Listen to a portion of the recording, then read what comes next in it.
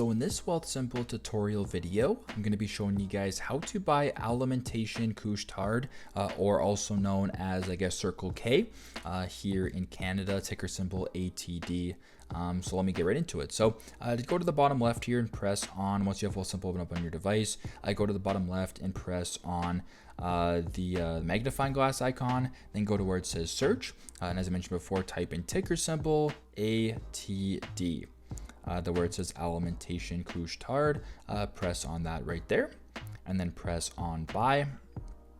And if you want to switch over from fractional buy to something else, press on fractional buy, and then you can either select market buy, limit buy, stop limit buy, or recurring buy, whatever you want.